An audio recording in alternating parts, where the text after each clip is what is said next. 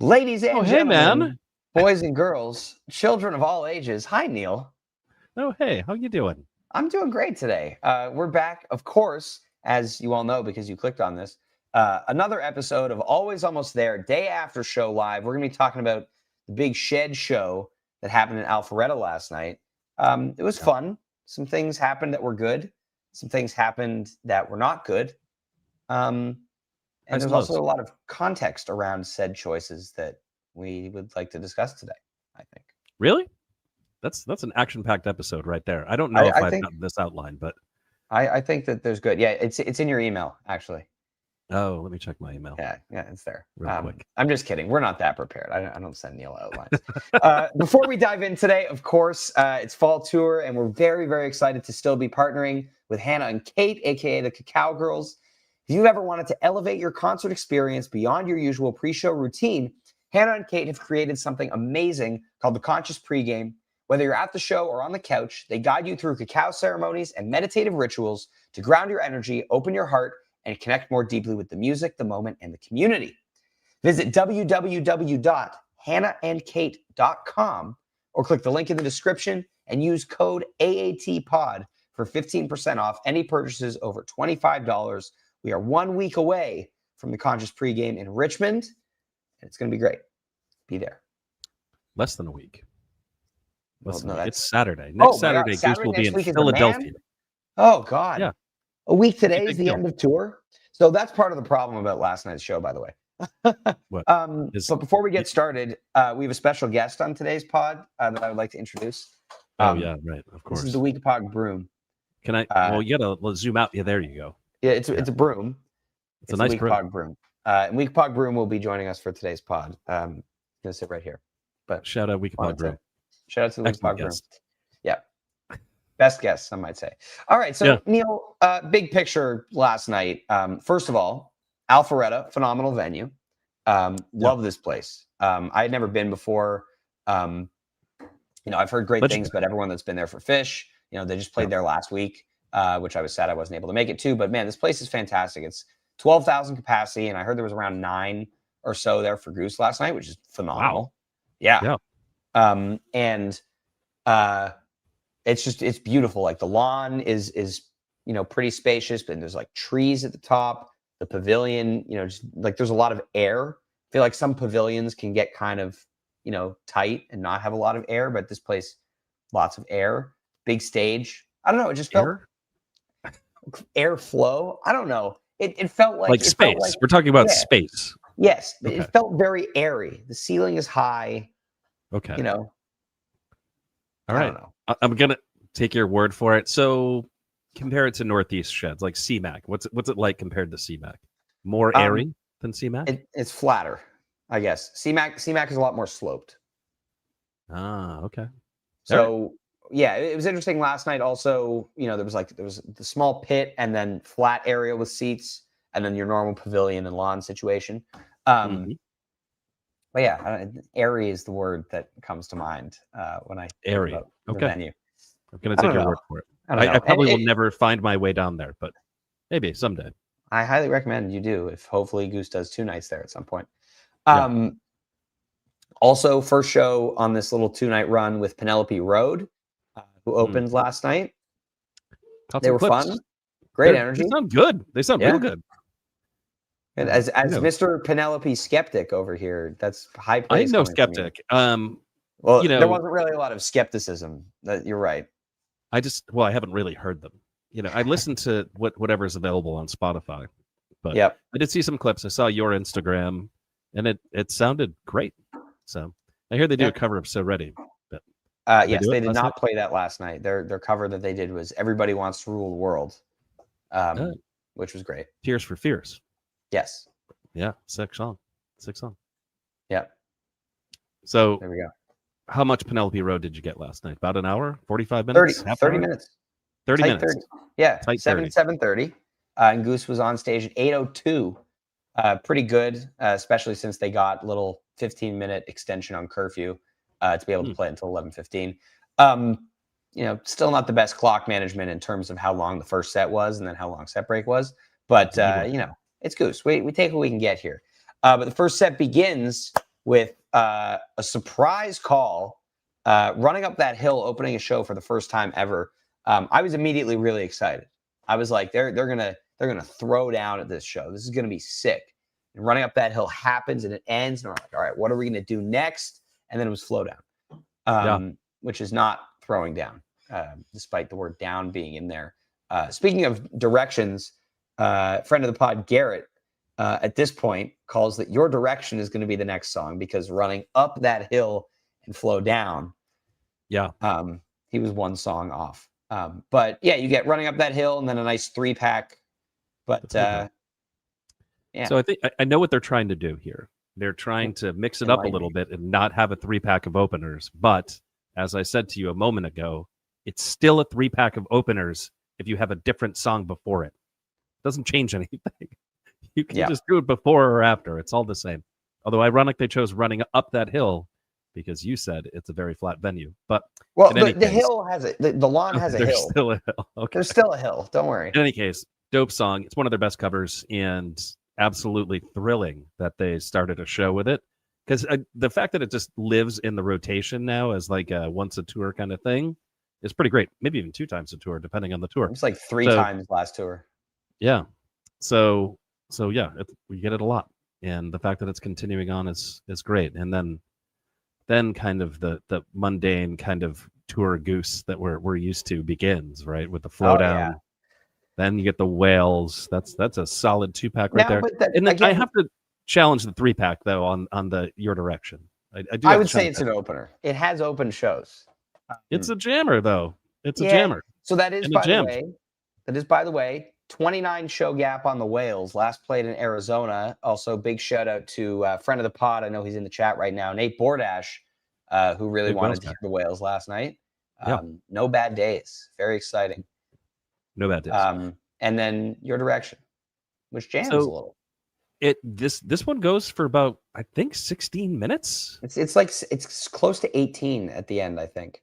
Wow. So yeah, it went on for a while, and it did the thing that Your Direction did the first couple times they played it. I'm thinking of specifically Gonzo, Mexico. And Fiddlers. Mexico had like a nice, pleasing jam. It doesn't really go anywhere super crazy, but what a vibe in the first set, man. You're just kind of like, you get this chill kind of jam that's nothing too intense, but it's still jamming. You get to dance.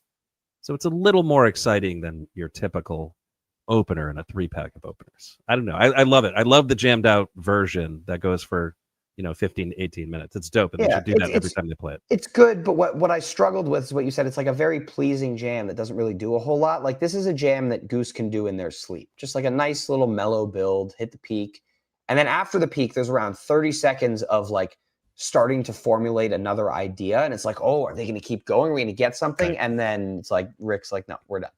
And that was part of the problem for me with last night's first set, where it felt like they were playing a festival set. Like both Rick was a little antsy last night. Yeah, but both in song selection and execution. There was Shawnee Mack in the chat saying they need to speed up the tempo of Your Direction. I know Shawnee is chasing that 80s arrangement from Gonzo. I'm still chasing that high, which I totally understand because that was a great vibe. I guess it was a little slow, but it felt to me that they were just picking and I haven't seen the written set for last night, like what was planned for either of these sets originally. But it felt like they were treating these shows, or at least last night, as more casual fans, like not going to go as crazy, but they're playing, kind of what you would expect from a show, which in a year or a season where there are a ton of shows left, like if they want to do this a couple of times, fine. But including tonight, we have 5 headlining Goose shows left for the year that are not Goosemas. 7 including Goosemas, but I kind of exclude that because Goosemas will have the theme and the whole shtick around that. So we have 5 quote unquote proper Goose shows left for the year. Well, Goose has a formula when they play a big shed. It dictates. And they definitely followed it last night, which is they play a very festy type set, at least one. I mean, you look at CMAC, both times they played CMAC, it's like greatest hits, and So this is what's happening here. Improv. They wanted to play the hits for the Alpharetta crowd because you look at C-Mac's first set. You have a Jackaro bust out. You have the Rockdale with the Mist ending. You have a 17-minute meter maid. Like, even though that's not a bracket jam either, that jam goes to more interesting places than this Your Direction does. Like, there's a couple of different sections in that jam still, right? So it's not the craziest thing, but you're still, you're not getting 15 minutes of Animal and 15 minutes of Yeti. I mean, yes, but those you're kind of talking down on those two jams, and I think they're both actually pretty good. Well, let's talk about them. First of all, we get Madalena. This is the first Madalena played at a headlining Goose show. About time. Previously it was played. It's fast. Very fast. It was played. So it was played on Fallon, then it was played at the live at noon in Philly, Park City Song Summit, Harvest Music Festival, and then finally pops up at a show last night. I was really excited to hear how many people were really excited about Madalena for, relatively new song, only been in existence for us for 6 weeks. And there was a huge cheer from the crowd when Madalena started. So that was cool. And this song is awesome. A lot of singing along. I was curious about that. I meant to ask earlier. Less singing along in Madalena, but Your Direction had a lot of singing. Were you singing along to Madalena? Be honest. Obviously. What do you take me for? Obviously, I was singing along to Madalena. My voice, by the way, was starting to sound better yesterday, and then they played Madalena, and then they played Big Modern, and now my voice is not as good. It just trashed again. Yeah. Right. So it is exciting that this song was finally played. This is, according to your math, a 7-show gap. I'd say about 6. 7, yes. Yeah, 6-show gap. So what the hell, man? I mean, why do some songs get the every third show treatment and then this amazing song gets recorded and released and they're like, let's just leave it on the bench for 6 shows? It makes no sense to me. Yeah. And then they do play it. And let's be honest, this version of Madalena is not good. It's not. And I will plainly say it here on this podcast. It's way too fast. It felt under-rehearsed. It just, nothing about it sounded like what I expected the live version of Madalena to be. I heard some people saying, friend of the pod, Adam, was saying it sounded very Southern rockish. I don't know if I got that vibe necessarily, but it was super fast to me. And I don't know. I was disappointed. What's your take on the live version of Madalena? Yeah, so you guys were talking about a bunch of tempo and vocal issues in the first set last night, and I think from my vantage, I didn't really get those. But I'm not saying they weren't there, but I didn't really notice those per se. But then I was talking to people today who were up at the front of the pit, and they were saying first set definitely Your Direction, running up that hill. Running up that hill felt a weird tempo that they couldn't quite sync up on, and Your Direction, Rick was having some mic issues, so. Definitely possible to have these issues, and I'm sure they were present. I just didn't personally clue into those in the moment last night. Interesting. Yeah, on the stream, when I heard the Madalena, I was like, something is wrong. This just is not at all what I expected. And I think a lot of people share that opinion. And I want to be clear about something because I feel like I've upset some people. Shawnee's telling me to stop. It's not that I don't like this song. I love the song. I think it's amazing. I don't know about the execution last night, and things just felt a little gummed up last night. I don't know why that was, but I wasn't the only one who felt that way. It's a weird vibe to this show. I think it's just so many casual fans, and I think it's tricky where Goose needs to find the line between a festival where there's mostly casual fans versus a headlining show where there's mostly casual fans. Because when it's a headline show, if you're a casual fan and you're not ready for this Madhavan that they're going to play, for lack of a better term, sorry, you're shit out of luck. You're at a Goose show. They're on their turf. They're going to do what they want, which in this case is play a festival set. But I think that from a band perspective, and obviously I don't know, what the perspective was last night, but if I had to guess, they were playing it a little safe because it's they know the kind of audience they're going to draw in Atlanta. Very young audience. And not as jam inclined. There was people talking every single time improv started. Not even just the quiet parts here. Anytime Your Direction, people are belting the lyrics, singing along. The second the jam starts, conversations everywhere. So it's hard also when you know that that's the crowd, and like you kind of want to play to it, but also it's like. Do you think they know, man? Do you think they think about this kind of stuff? I don't know. I mean, That's obviously the you do thing. because you're saying this, but like, I don't know if I agree. I think that I would if I was in their position, but I don't know, obviously, if they do. Well, yeah, I mean, they still have this tricky thing that they've been wrestling with for 3+ years now, 4+ years, which is every show they seem to play in a place is significantly larger than the last show that they've played there. Yeah. Right, so they played the Fox last year, 3-night run. What's the capacity at the Fox? It's like 4 or 5. 4 or 5. Okay. So just napkin math here, roughly 2,000 fans, maybe more, maybe less, depending. We're seeing their very first Goose show last night. So I'd say I more think than they that. just because the Fox drew a lot of people from out of town for those shows, and I think that's what happens when you go destination venues. So somewhere like Fiddler's, you're getting significantly more ratio of Denver locals than you are at a place like Red Rocks, which draws very heavily from people traveling in to go to a legendary venue. Yeah. Excuse me. So basically what I'm saying is, like, when they're playing this or writing this set list, they're thinking about the fact that there are several thousand, I guess, people seeing Goose for the very first time. And I feel like they feel obligated to play a certain amount of the hits, as it were. And, you know, you got to get the Yeti in there. And you got to speaking of the hits, Animal Yeti. Animal started, and I was with a friend of the pod, Griffin, of the account Griffin's Pickens on Instagram last night. But Animal started, and we were both kind of like, yeah, this makes sense based on how this set has been going. They did, to their credit, something different with this Animal Jam. You get more of like a moody minor key kind of vibe to it, rather than just the typical major key Rick solo that we've been getting. So that was cool. Yeah. And then a little taste of the Goose and Yeti. That was the thing.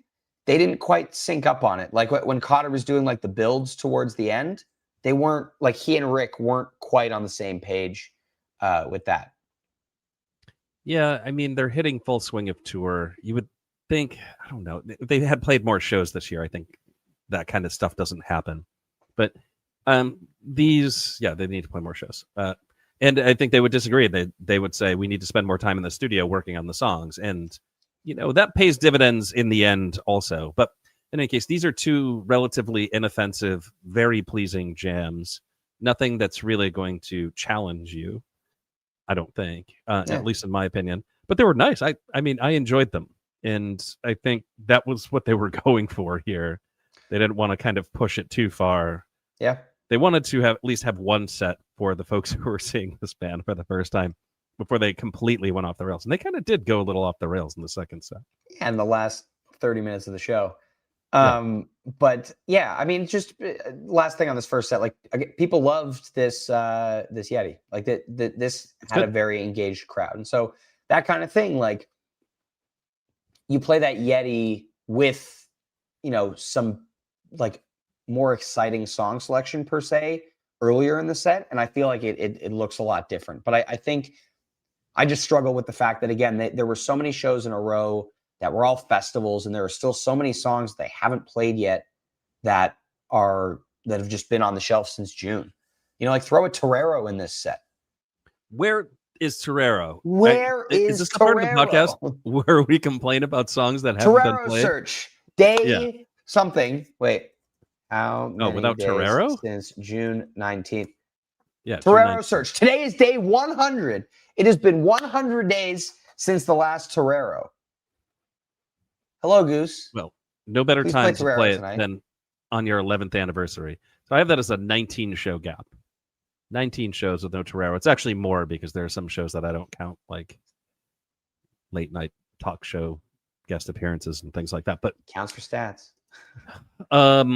Who cares? In any 22. Case, but yes, Torero has not been played. Search. I mean, day 100. They skipped Seekers last night, and I felt like that actually would have been more appropriate in the show. But I feel like, I guess maybe there's a decision point there between Seekers and the Whales, and the Peter song wins in that situation. Mr. Action hasn't been played forever, and that's really frustrating because I am now on the Mr. Action fanboy train, whatever it is, since the Since recording. the album came out. I love the recording of that song. It's just like sick. They finally got the arrangement of the song exactly the way I love it. And then they're just like, yeah, no, we're not going to play that anymore. Like Doc Brown, it's been 30 shows. Like, that's crazy. 726, by the way. It has been since May 10th that they've played 726. And that is bullshit. I'm pissed. Yeah. They need to play that song. And they need to play that song before this tour is over. It's just not right. I understand what they're trying to do in like have rarities and stuff like that. But then you get shows like this one where it's disappointing, where they cram in all of these songs you've already heard a bunch. And then, yeah, I'm with you on that. There we go. 726, bring it back. So, sorry, rant over. Let's talk about this second set because the second set has some stuff to talk about. So we open up with Fish in the Sea. You know, it's no Guilford, but we're back to tone setter second set Fish in the Sea, which is we come out, we're going to rip your face off, and then we're going to play a jam vehicle. And, you know, Rick walks out. He ripped 9,000 people's faces off and then started playing Big Modern. Yeah. And, you know, we know how I feel about that song. The formula works. I like this Fish in the Sea. It's a very, very similar jam to what they played up in New Hampshire. It's not as good. Is it but the New Hampshire one? Got that same piano riff and it like the ding ding ding ding. Like, yeah, it's the same. Sounds a little bit like Smooth featuring Rob Thomas, Santana featuring Rob Thomas. It's got a little bit of that vibe. Classic. And I love it. I love that that's the thing that they do with Fish in the Sea now, because before they did that kind of droning thing for, 5, maybe 10 minutes, and that was cool. And then it got like kind of tired after a while. And now there's like this approach to a jam inside of Fish in the Sea, and it's great. It didn't go to all the spaces that New Hampshire went, but it had that first kind of piano riff centered jam throughout the whole entire thing. Right. Yeah, I mean, I think it was really good. But this Big Modern is similar to the Animal. It felt like they wanted to do something different with this very purposely. And I think there's also the setting up of the loose ends that they were doing. Like that was definitely planned. Jam starts, Peter's doing a loose ends adjacent riff on piano, but it immediately is like kind of going in a different direction from the normal Big Modern jam. And then we get kind of a little bit of that, but instead of fully peaking it, they kind of go a hard left. Like Rick called for a couple of modulations in the talkback, which was a little weird. I wasn't sure if they were like going to segue right then or something, but they kept jamming. And the last like 2 minutes of this, before they drop into loose ends, this is cool shit. Hooray, I say, because Big Modern rarely does anything that I feel is exceptional. That was not your attitude a couple hours ago when we were talking about this jam. I was just messing with you because you always fluff the hell out of Big Modern, and I'm just. This is in the top 10 on my playlist. Yeah. Top. Wait, you're joking? No, this isn't going on my playlist. Oh, okay. God. It's like, you had me really confused for a second there. I do think it's cool. This is one of the more exciting Big Moderns. The last two Big Moderns I have been excited about. I'm becoming a Big Modern jam guy. I've always been a Big Modern guy. It's a great song. But I have never been on board with the people who are really excited about Big Modern jams, because I don't think it's done anything truly exceptional yet in its a whole lifetime as a song by the band Goose until the last two versions. I think they have been exceptional. Well, here we are. But yeah, no, there's some really cool like interplay and just like a different style of jamming that we don't usually see from Goose. And it's not just a straight ahead peak. So really cool. And I wish, again, like Loose Ends is fun. It's, bust out, like first one since the Anthem last November, 59 shows. But I wish they would have kept going on the Big Modern for another few minutes. Because like it hurts sometimes when they do a segue like this, and the segue is cool, and the song is rare, and it's fun. But it was right as they were tapping into that next idea and that next thing. And I think that's what's holding Goose back in some jams sometimes, is they explore the idea and they don't go into the next idea. Instead, they kind of touch on it and then either segue or fade out the jam. And so I think that we need that. Just going back to what I said in the first set, Rick felt a little antsy last night. Like it felt like he was just like, got to do the next thing, got to do the next thing. Yeah, and I we talked about this. We always talk about this, but I feel like he feels obligated to play songs in certain situations. We've heard him say this. And like, I think that vibe was consistent throughout last night, where he's like, just got to move to the next thing, got to move to the next thing. Madhavan, he tried to get out of at one point, and Peter just kind of kept doing his thing. And we'll talk about it when we get there, but it felt relevant to mention it here. I'm not going to dissect the song, but there's a really good example of Rick's really trying to get out of the song, and Peter's just like, no way, man. Like, I'm still going. Or maybe he just didn't hear. And then I get an extra couple of minutes out of it. And yeah, there is a little bit of that vibe here in this Big Modern, where it's like, we got to move to the idea because we know we're going to do this thing. It's obvious that they were going to find their way to loose ends in this song, because when they start the jam, it sounds like they're about to go into loose ends. And I think that actually is a pretty cool thing, because it maybe changed Big Modern substantially, because they were like, okay, we're not just doing Big Modern, we're doing Big Modern with a destination. And it gave them a different perspective on the jam, which I think changes your creativity. Yeah, right? Like, if you're I agree. thinking about it from a different angle. I think that makes a lot of sense. Yeah. All right. And then closing out the second set here, This Old C with cool new outro. And then Madhavan, which we'll talk about. But I like this, this little outro jam, this like little pocket of, big anthemic guitar off of this song. I mean, they've got the guy for it. So, like, why the hell not? That they do. But Goose loves the mellow and end big. So why not make This Old C do that thing? Exactly. And then the moment we've all been waiting for this whole damn tour, the Madhavan. Oh man. And this jam is everything that, I've been waiting for the last few shows. It's literally everything. This is a kitchen sink jam. Yeah. It's got all of the elements. Yeah. It's got everything. You first of all, fully 2 guitar jam. Thank you, Peter, for sticking with it. Start off with the twisted and gnarled kind of, the winter 2025 sound. This is when they start scaring the casuals, right? Like I turned to Griffin when it started, and I was like, I hope this is going to scare some people. So when you say casuals, I have to pause and ask you a question, because it's tricky. The people talking during every jam. So, but like, do scary jams scare the casuals? Like a casual jam fan would probably expect something a little bit off the wall. That's fair. So I guess casual is the wrong word, but how about the chompers? Scaring the chompers. Okay. So like basically folks who are there for your the direction. Songs. They're like not jam folks. So like you're there to sing along to your direction. I hope you enjoyed this Madhavan last night. Hey man, I'm there to sing to your direction. So but I also love this Madhavan jam. Anyway, so you get this like crazy buildup, and I think this is where you're talking about Rick being antsy. Like he kind of pulls us out of that a little early and tries to go back into the Madhavan thing. And it kind of doesn't work the first time. Then they recover nicely, and then shoots off into this major key thing. You get like a minute of major key peaking, and then they bring it way down. And I thought, Rick was just going to segue there, because that's usually what happens when they get quiet.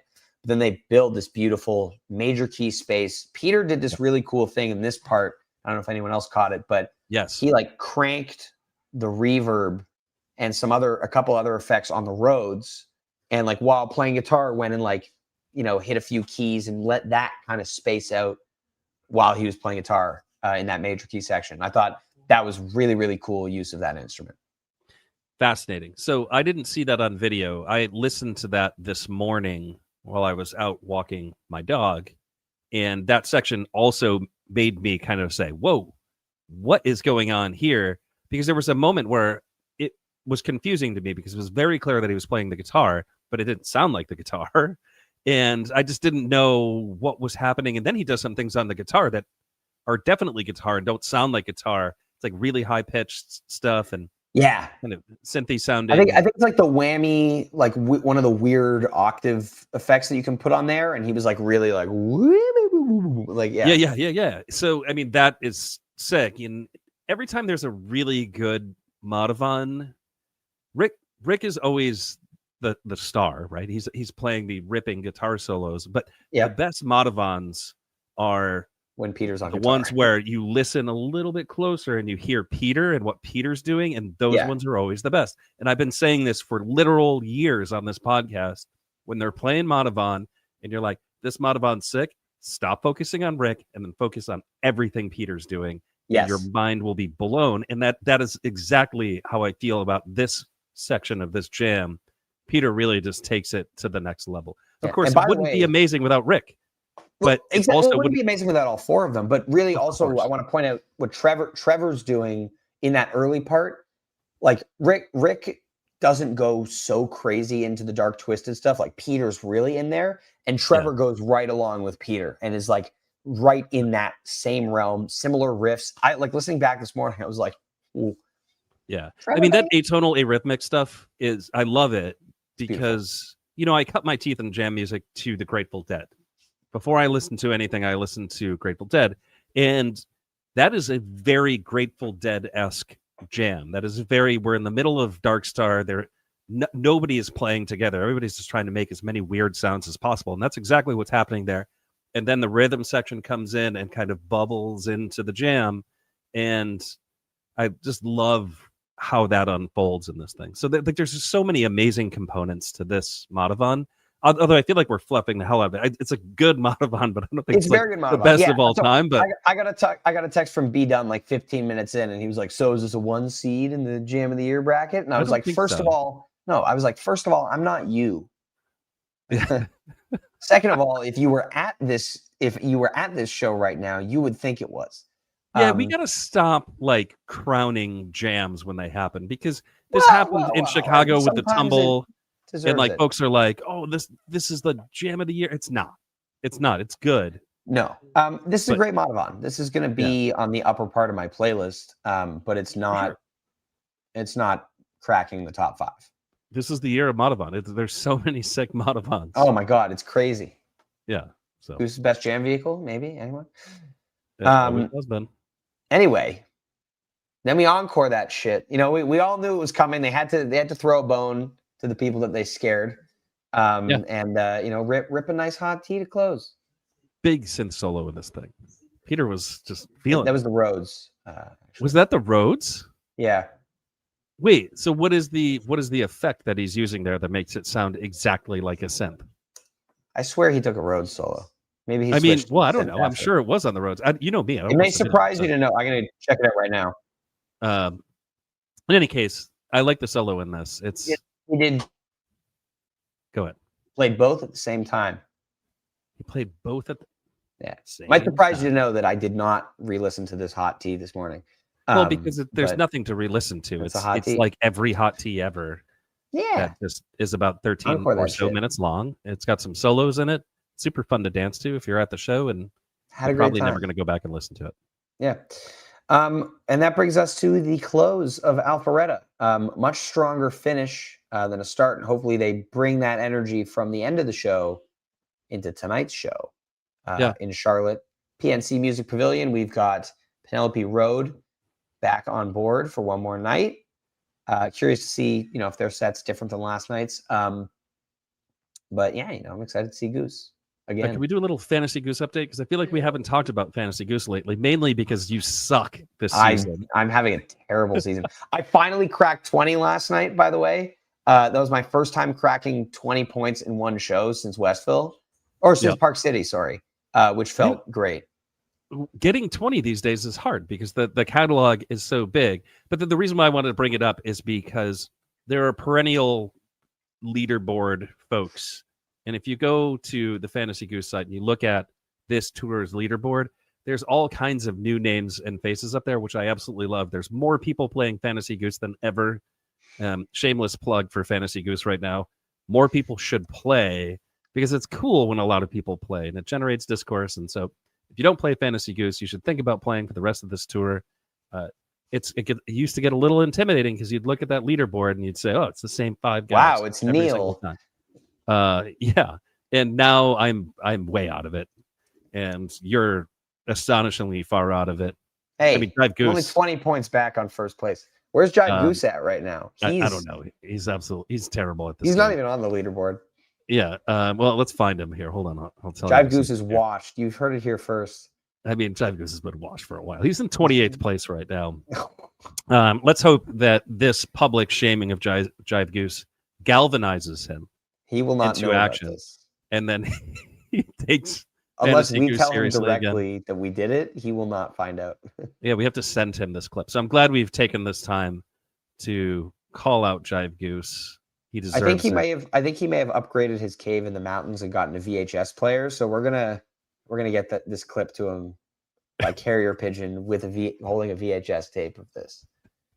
So we'll send Kev over to us. Great. House. But yes, fantasygoose.com. Yeah. Get your picks in and don't cheat. Don't cheat at Fantasy Goose. It's a silly thing to cheat at. It's just a bragging rights game. There's nothing Lucas, to win. I know that you cheat. Lucas. Oh, Lucas it was Grady who said that? Cheater? Oh, Grady's a cheater. Sorry. Lucas did not cheat. Lucas seems like a really honest guy, and Grady also seems like a really honest guy. Neil says that both of you seem like really honest guys. He said that genuinely. Yeah, he wasn't being sarcastic. Anyway, I wasn't being sarcastic. Anyway, there's your Fantasy Goose update. Thank you everybody for watching this episode of Always Almost There. That brings us to the end of the Alpharetta show. We will see you tomorrow to recap Charlotte. It's going to be a good one tonight. We're going to have a great time. And a reminder, of course, we are 6 days away, not a week, 6 days away from the Conscious pregame in Richmond. But there's a lot of stuff on www.hannahandkait.com for you to explore. I believe they just announced a virtual Conscious weekend retreat, which you're going to want to check out. It's really, really cool. Use code AATPOD for 15% off any purchases over $25, of course. Well, everybody, thank you for joining us on your Saturday afternoon. We love you very much. We will see you tomorrow. Have a fantastic time tonight, whatever you're up to. Peace.